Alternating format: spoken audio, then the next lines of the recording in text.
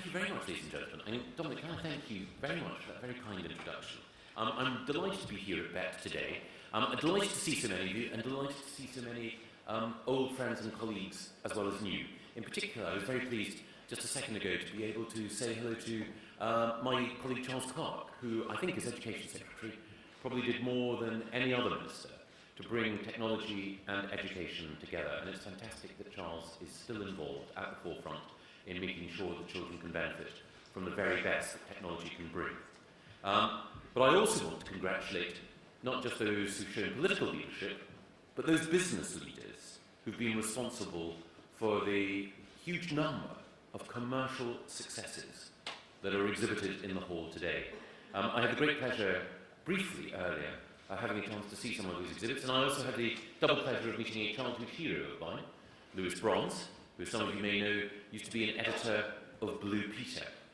That, for me, was a thrill, but what was an even greater thrill was seeing the way in which his company, Espresso, is using technology in order to bring the existing curriculum alive to a new generation. And the same sense of excitement that I felt at about 5 o'clock, twice every week, when the Blue Peter theme tune was being played, is now there in the classrooms of tens and hundreds of thousands of children, thanks to the technology that he and other companies are using to bring learning alive. And it's a particular source of pride for me, as an education minister in the British government, to acknowledge, and indeed to celebrate, that British companies are world leaders in the fields of education technology. They're going from strength to strength. The members of BISA, for example, have increased their exports by 12% in the last year. Crick Software, which has worked in the USA, Chile and Qatar, and which already supplies 90% of UK primary schools, recently secured their biggest single order ever. They're supplying half of all the schools in Moscow with Clicker 5 literacy software, fully translated into Russian. There's another British success story, Promethean. They make interactive whiteboards and educational software, and they've just signed a memorandum of collaboration with the Mexican Ministry of Education, and they're going to be working in primary and secondary education throughout Mexico. They're just a couple of the hugely impressive array of achievements by British companies, and there are many more all around us in this hall. In particular, I would like to single out for praise all those who've been shortlisted for the BET Awards tonight. Good luck to all the nominees, and congratulations in advance to those of you who'll be lucky enough to be winners. Now, these British success stories remind us that all around us, technology has changed the world in previously unimaginable and impossible ways. Most of us now carry more advanced technology in the smartphone in our pocket than Neil Armstrong and Buzz Aldrin used to reach the moon. Every day we work in environments which are completely different to those of 25 or 100 years ago. Where once clerks and officers used to scribble on card indexes and lived by the Dewey Decimal System, now thousands of office workers can freely roam the world from their desktop. It used to be the case that car manufacturing plants housed lines of workers, drilling, soldering, metal bashing. Now you have a single technician doing all of their work, controlling the delicate operation of a series of robots. And even in my own profession, if you can call it that, of journalism, when I started out in the 1980s, it was a case of typewriters and telexes and smoky newsrooms, surrounded by the distant clatter of hot metal type. Now, if you walk into any newsroom and observe any journalist, they're almost unrecognisable from 20 years ago. And the daily tools of the trade have been transformed. The telex machine became a fax and a pager, then email and SMS. A desktop computer has become a ubiquitous laptop. My pockets used to be filled with huge mobile phones. Then, over time, as the mobile phone shrank, it was replaced by the BlackBerry, and now it's an e-reader and an iPad, which makes every reporter their own individual mobile newsroom. And with each new gadget, with each huge leap forward, technology has expanded into new intellectual and commercial fields. 20 years ago, medicine wasn't really an information technology, but now, thanks to Craig Ventrenalis, genomes have been decoded, and the technologies of biological engineering and synthetic biology are transforming medicine. The boundary between biology and IT is already blurring into whole new fields, like bioinformatics. 20 years ago, again, science journals were full of articles about what was called, at the time, the AI winter. The fear that the initial post-war hopes for artificial intelligence had now stalled.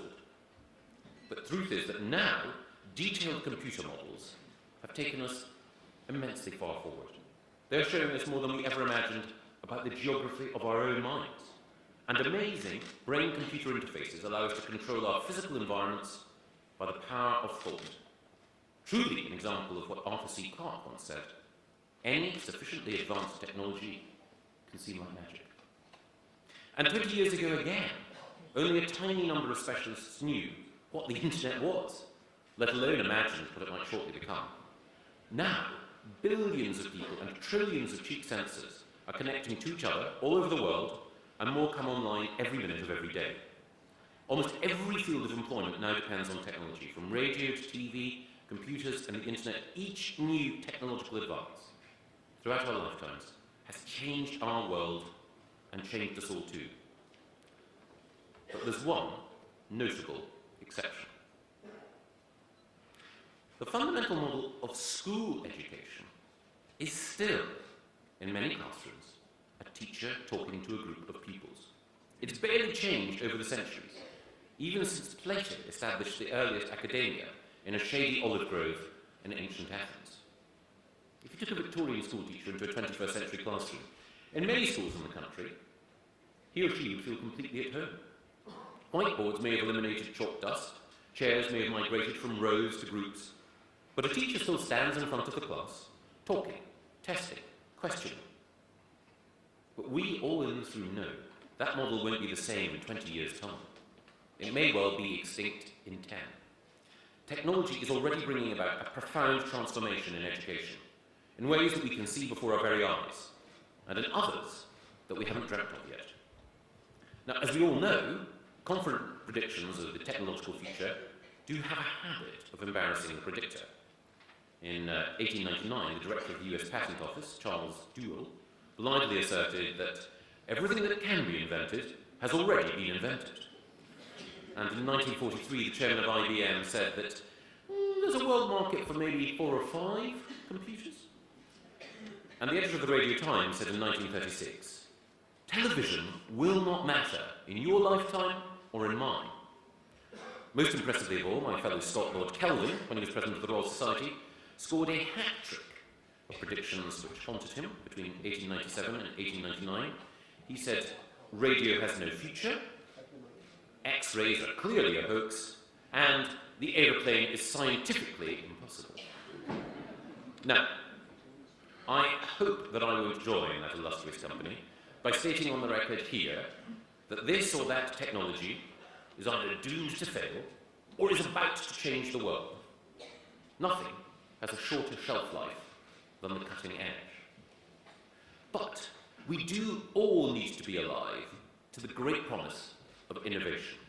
And we in Britain in particular should never forget that one of our great and underappreciated national heroes, Alan Turing, laid the foundation stones on which all modern computing rests. His pioneering work on theoretical computation in the 1930s led the way for Turing himself, von Neumann and others to create the computer industry as all of us know it today. And it was another pioneer for another generation, Bill Gates, who explicitly warned us that the need for children to understand computer programming is much more acute now than when he was growing up. But, as we all know, and as the chairman of Google, Eric Schmidt, recently lamented, we in England, even as we should be alive to the promise of innovation, even as we have a heritage of innovation, have allowed our education system recently to ignore that heritage and that promise, and we've been paying the price for it. Because our school system is not preparing children for this new world. Millions have left school over the past decade without the basics that they need for a decent job. And in particular, the current curriculum is not preparing students to work at the very forefront of technological change. Last year's superb Livingston Hope Review, for which I would like to thank both authors, said that the slump in the UK's video games development sector was partly due to the result of a lack of suitably qualified graduates. The review, which was commissioned by my colleague Ed Vasey, someone who's been championing the cause of computer science in the Department for Culture, Media and Sport for 2 years now, found that the UK had been let down by an ICT curriculum that neglected the rigorous computer science and programming skills which high-tech industries need.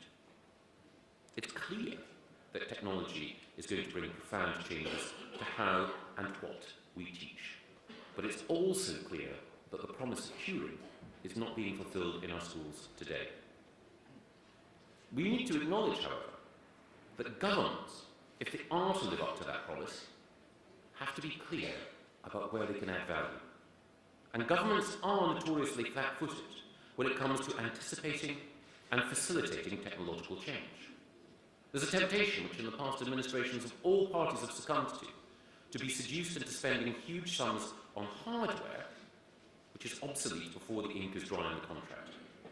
And sometimes we've invested time and money in drawing up new curricula, which painstakingly detail specific skills and techniques, which become superseded in the real world almost immediately. So I believe that we need to take a step back. Already, technology is helping us to understand the process of learning. Brain scans and scientific studies are now showing us how we can understand the structure of language, how each of us as individuals remember and forget. It underlines the benefits of properly designed and delivered testing pupils, and it also reveals more about the importance of working memory. So as science advances and our understanding of the brain grows, we can learn more about the process of education and how technology can augment that process of education. So it's important for government not to rush pell-mell after a particular new technology, potentially filling school cupboards with today's answer to Betamaxes and floppy disks. Instead, we in government need to ask ourselves a fundamental question. What can technology do for learning? I think there are 3 points that are critical. The first is that technology has the potential to disseminate superb learning much more widely than ever before. It democratizes knowledge. Subjects, classes and concepts that were previously limited to a privileged few are now potentially freely available to any child or adult with an internet connection. Look at O2 Learn, a free online library of lesson videos developed and uploaded by teachers. It has already delivered around 25,000 hours of teaching via 1,000 lessons from every type of school and college right across the country. Science lessons from one comprehensive school, music lessons from Eton. And at the same time, we should all be alive to the huge potential of iTunes U, where lectures from the world's top universities are available at the touch of a button. Michael Sandel's award-winning lectures on justice at Harvard, previously restricted to a privileged few, now available to all of us who believe in social justice. It's also the case that the Independent Schools Council, teaching leaders, and some of the best academy chains are now working to put material and lesson videos online. And they've been inspired, as I have, by the hugely successful Khan Academy, where more than 3.5 million students watch its educational videos every month. And Google has now donated $2 million for that material to be translated into 10 other languages. I'm alive to this potential because I've seen it operating at first hand. I remember in Singapore, just over a year ago, seeing how brilliant lessons could be delivered through a mix of online instruction and teacher-led augmentation. And in areas, and I think we feel this particularly acutely in Britain, where there is specialist teacher shortage, specialist teaching can be provided for groups of schools online. So that gives more children the opportunity to learn subjects that were previously close to them, because we lack the expertise in that subject specialism to be available in every school. That's why, for example, it's so fantastic that organisations like the Further Maths Support Programme have used the internet to give poorer families access to specialist help for the tough SEP papers which dominate the best university selection process for maths degree courses. Technology is allowing us to overcome the current shortage that we have in high-level maths teaching, particularly in poorer areas. So as online materials grow and flourish, we all need to think about how we can guide students through the wealth of information and techniques which are freely available online and make sure that they access the best. And of course, online, there aren't just opportunities for pupils to learn, there are opportunities for teachers to become better at their craft as well. The Royal Shakespeare Company is working with the University of Warwick on an online professional development learning platform to transform the teaching of Shakespeare. Launching next month, the Rehearsal Room teaching resources will give teachers all over the world access to the insights and working practices of internationally renowned actors, artists and directors, as well as specialist academics and teachers. The programme will even offer the chance to teachers to study for a postgraduate qualification in the teaching of Shakespeare. And in America, the Knowledge is Power programme, one of the most successful and widely emulated charter school chains, is already using cheap digital technology to share lessons from its most proficient teachers to exhibit how great teaching should be to every teacher in that chain. And even the very best teachers can hone their skills by watching their peers in action. So, the easy availability of high-quality material can augment teaching and learning. But just as technology raises profound questions about how we learn, the second point I want to make is that it also prompts us to think about how we teach. Games and interactive software can help pupils acquire complicated skills and rigorous knowledge in an engaging and an enjoyable way. Adaptive software has the ability to recognise and respond to different abilities, personalising teaching for every pupil, whatever their level of ability. And with the expert help of a teacher alongside, students can progress at different rates through lessons, calibrated to stretch them at just the right amount. Now, I know that there are some who will raise their eyebrows at the prospect of games influencing modern education practice. But we should be proud of the contribution that games can make. Britain has an incredibly strong games industry, with vast potential to engage with education, both in this country and all over the world. And we've already seen these technologies being used in an imaginative and rigorously academic way.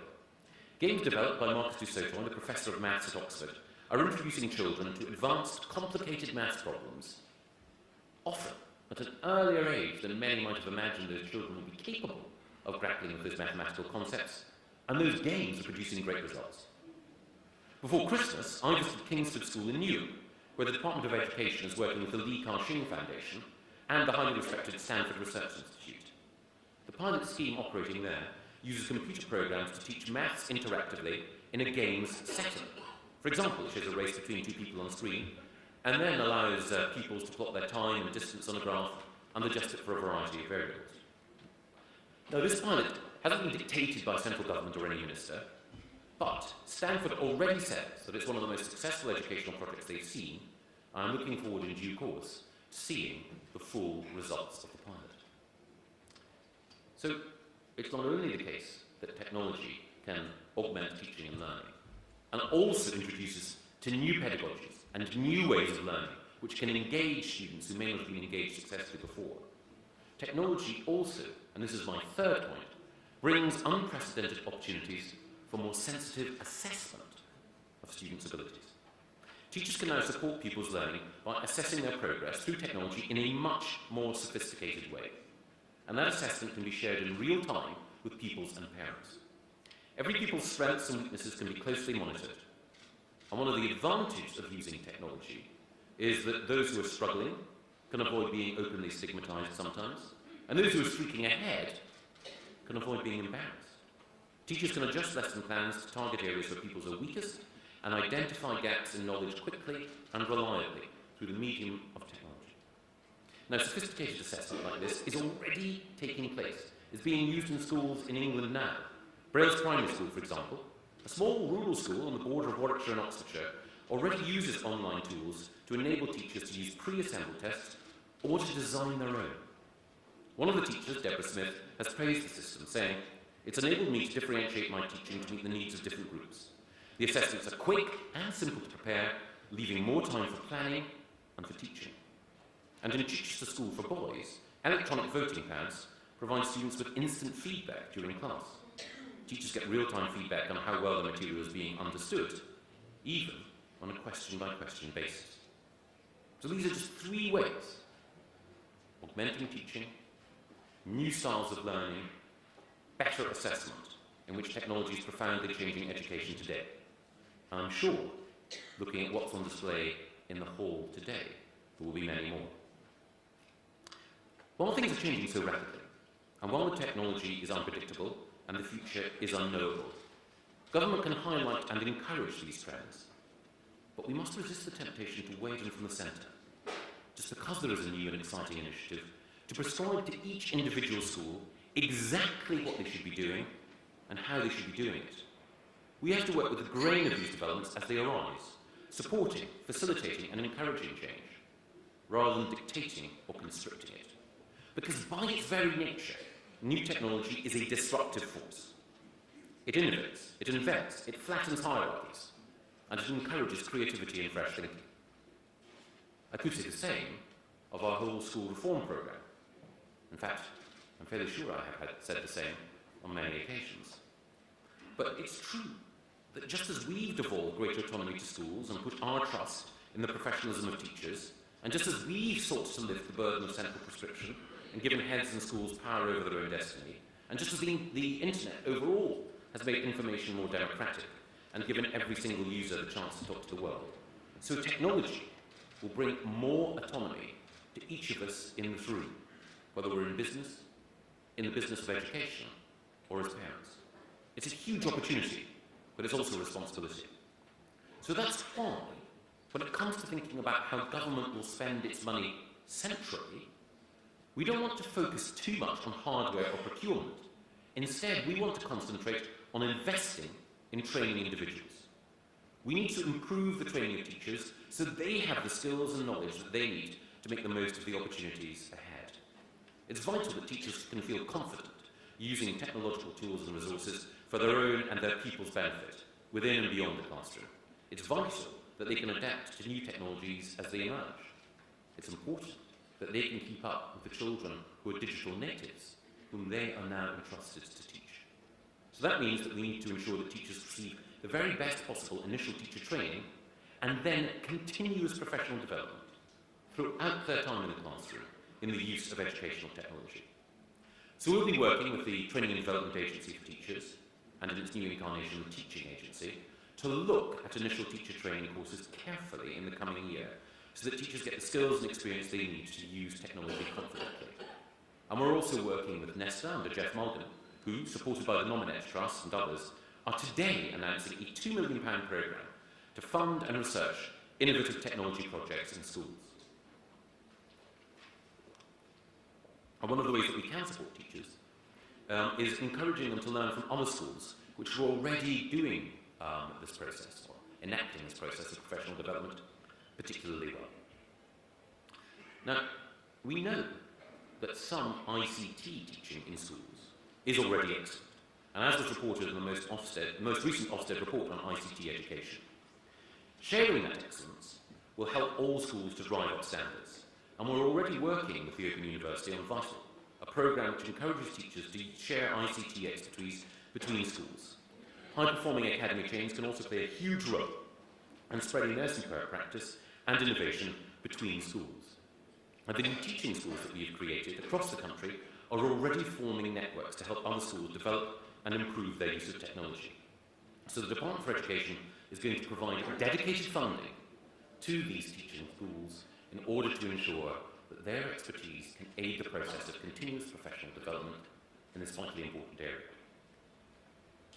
But even as we want to concentrate on spreading the existing best practice, we have to acknowledge that the disruptive, innovative, creative force of new technology has also got to push us to think about the curriculum that we all use.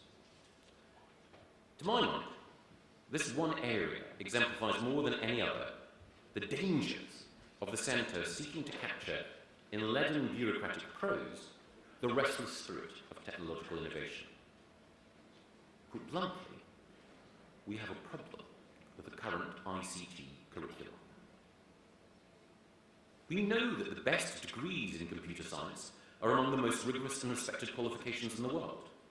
They're based on one of the most formidable intellectual fields, logic and set theory, and they prepare students for immensely rewarding careers and world-changing innovations. But you would never know about the promise and challenge of the best computer science courses from the current ICT curriculum. Schools, teachers and industry leaders have all told us in the course of the last year that the current curriculum is too off-putting, too demotivating, too dull. Submissions to the National Curriculum Review call for evidence from learner societies and from campaign groups have all called the current national curriculum for ICT unsatisfactory at best. These organisations are worried that the curriculum doesn't stretch pupils enough or allow enough opportunities for innovation and experimentation.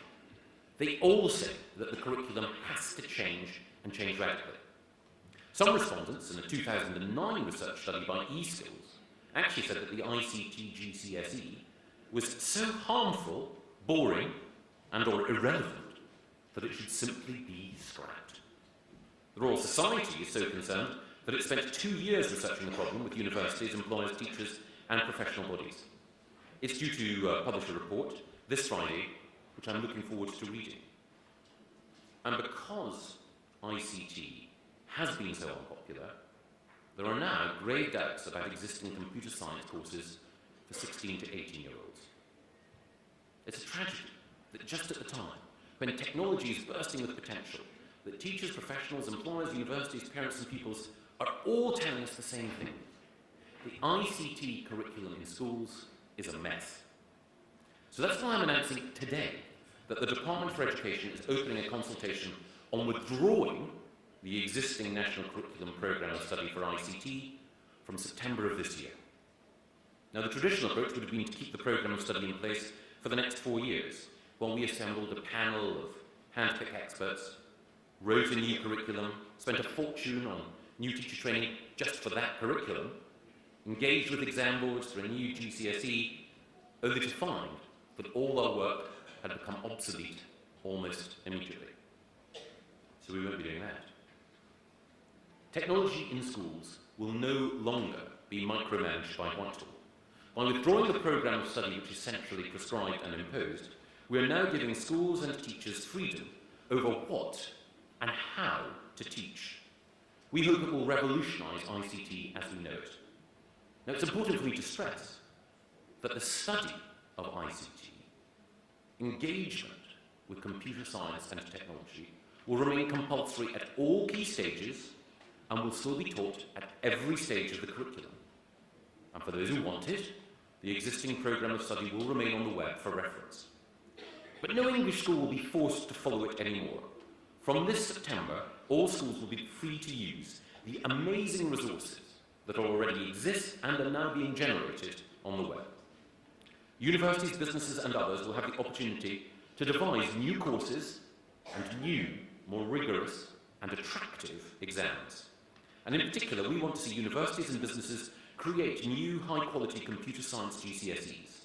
And we want them to develop curricula which encourage schools to make use of the brilliant computer science content which is already available online.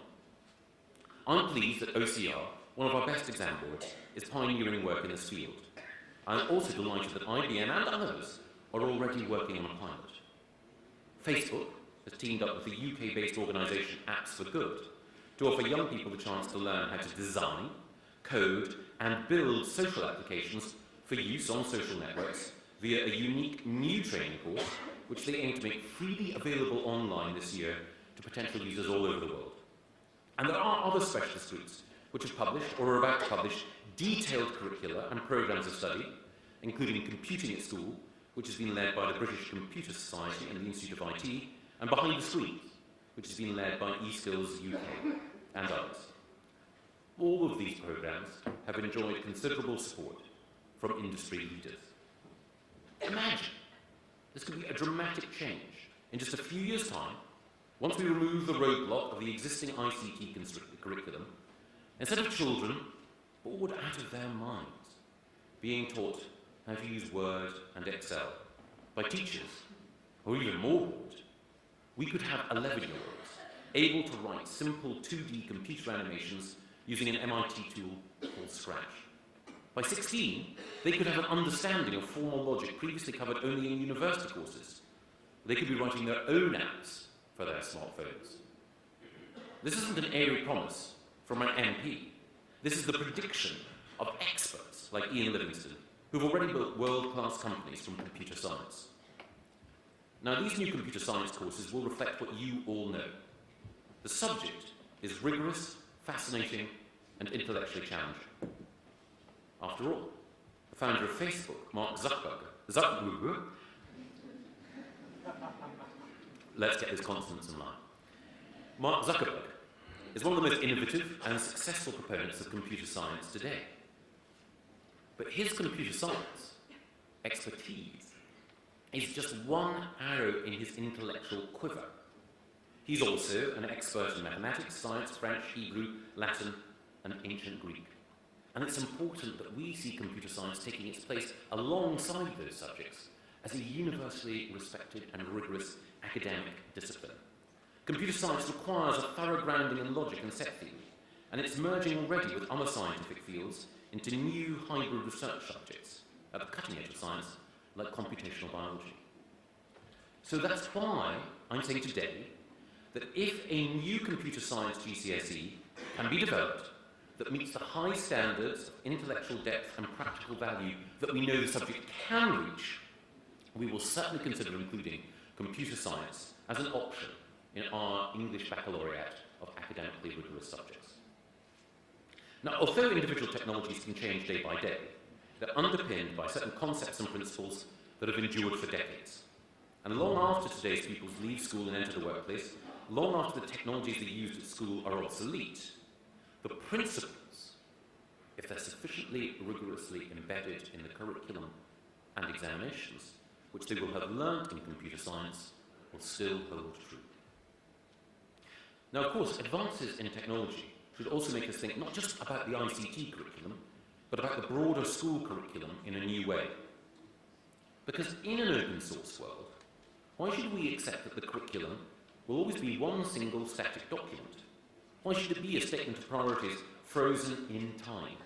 A blunt instrument which lands with a dump on teachers' desks and which is updated only by one central bureaucracy and only infrequently. Because we know that in ICT, schools can already lead the way when it comes to using educational technology and new and exciting ways. And they do it despite what government prescribes, not because of it. So I believe that the essential requirements of our broader national curriculum, while they do need to be specified in law, can be interpreted more flexibly, and we can use technology creatively to help us develop the content of what is actually taught. So beyond a new slimmed-down national curriculum concentrating on the essentials, we need to consider how we can take a more wiki, collaborative approach to developing new curriculum materials across the board, using technological platforms to their full advantage, and creating something richer and more sophisticated than anything that's previously been available to schools. Now, my proposal to disapply the ICT programme of study is about embracing the potential of that freedom. It'll mean that for the first time, teachers will be allowed to cover truly innovative, specialist and challenging topics.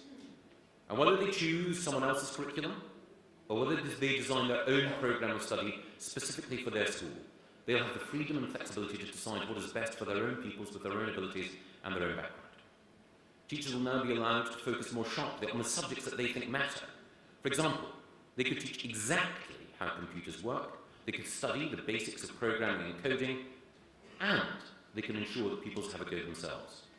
Initiatives like the Raspberry Pi scheme, which The Guardian highlighted yesterday, will give children the opportunity to learn the fundamentals of programming with their own credit card-sized single-board computers.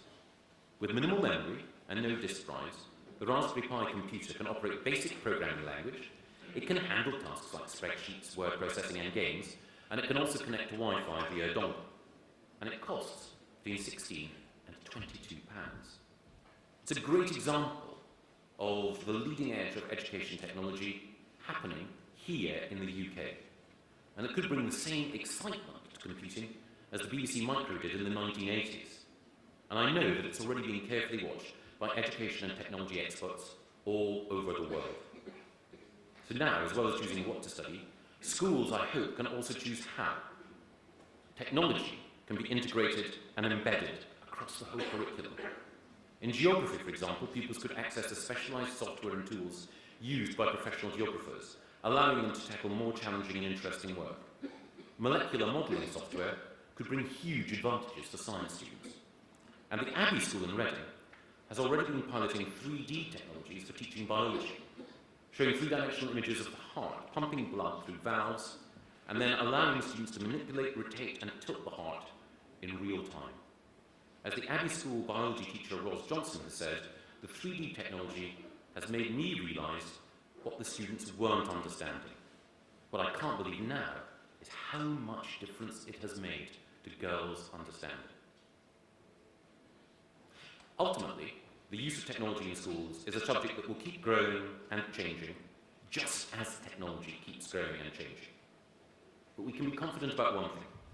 The demand in our economy and the world economy for high-level skills will only grow in the years ahead.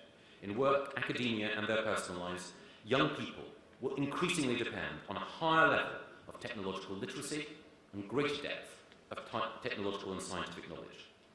It won't just affect our country. Every nation in the world will be changed, more than we can imagine, by the growth of technology. And we in Britain must ensure that we can make the most of our heritage and our existing assets to become, to remain, and to lead the world as leaders in education technology. Today, probably the Prime Minister on the line, asking for a last-minute suggestion before Prime Minister's questions in just a few minutes' time. Anyway, as well as Prime Minister's questions, today has also seen the conclusion of the Education World Forum here in London. And one of the things that I want to emphasise is how excited I am by the collaboration both at the BET conference embodies and at the Education World Forum incarnates.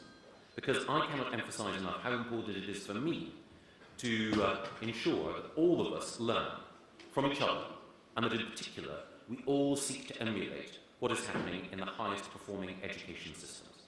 I'm so delighted that so many of them are here today, and it's my intention to ensure that we in this country can learn from them. And one of the areas where I believe that we can learn as we develop our curriculum is the culture of aspiration, which is embedded in the highest performing education nations. And that culture of aspiration is about setting directions. Today, I've set out a direction of travel on technology and taken a few steps along the path to ensuring that our children can benefit even more from the innovation for which you're responsible. But there is more to come, and we will have more to say over the course of this year. And we need your help to ensure that as we take further steps down that road, we continue to travel in the right direction, which is why I'd like to welcome the online discussion which has been launched today at schoolstech.org, because we need a serious, intelligent, collaborative conversation about how we can use technology better to transform education. And I look forward to finding out what everyone has to say. Because events like this are crucial in showcasing the best of what technology can bring, showing what can be done, reminding us what is already being achieved. We'll depend on your insight and your ideas, your expertise and experience as you take these technologies into schools and try them with your students. So thank you again for everything that you have done, everything that you will have done, everything you will do, for inviting me to BET today, and I wish you all good exploring. Thank you.